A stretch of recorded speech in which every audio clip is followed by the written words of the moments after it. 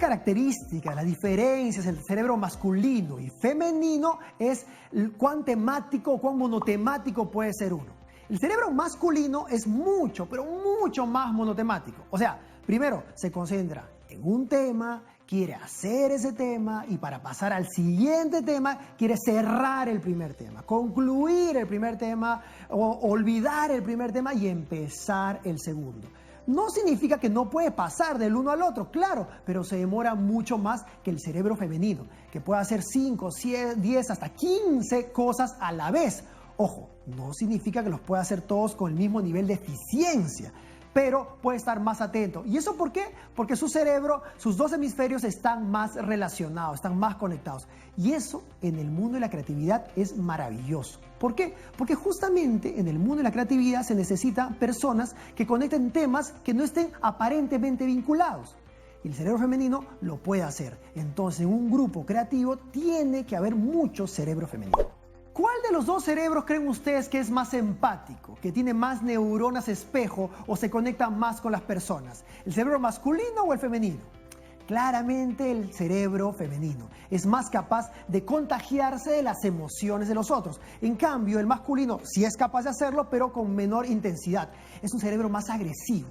Es un cerebro que busca soluciones rápidas y concretas. No quiere escuchar las emociones de las otras personas, sino quiere darle solución a las otras personas. Por ejemplo, si una persona le dice a un cerebro masculino que le cuente un problema, el cerebro masculino va a querer solucionar el problema, dar una solución, dar un mensaje. En cambio, el cerebro femenino, escuchando a otra persona que tiene un problema, le va a querer primero escuchar. Y después escuchar, y después escuchar. Si habrá alguna idea para solucionar, la va a dar. Pero si no es necesariamente una obligación dar una solución para el cerebro femenino. ¿Quién habla más? ¿Los hombres o las mujeres? Alguna vez leí por ahí que decían que una mujer habla 20.000 palabras diarias y los hombres solo 7.000. ¿Cierto o falso?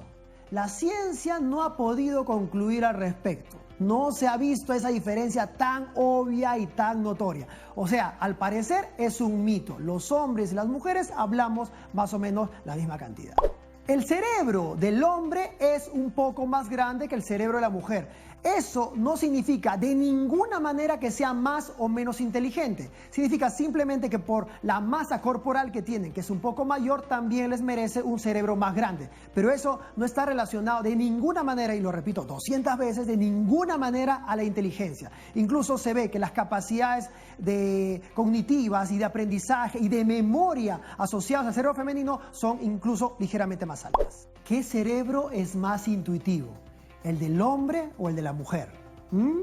El de la mujer. ¿Y por qué? ¿Cuál es la razón? Y es justamente porque como está más conectado, como más tareas están abiertas a la vez, es capaz de relacionar cosas que ni siquiera su racionalidad lo puede notar, pero su instinto puede sentir que hay algo extraño en una situación, que hay algo ajeno a una normalidad, y entonces eso a lo que nosotros le llamamos instinto, a lo que nosotros le llamamos intuición, se ejecuta, se prende, se despierta. Entonces el cerebro femenino es más intuitivo que el masculino.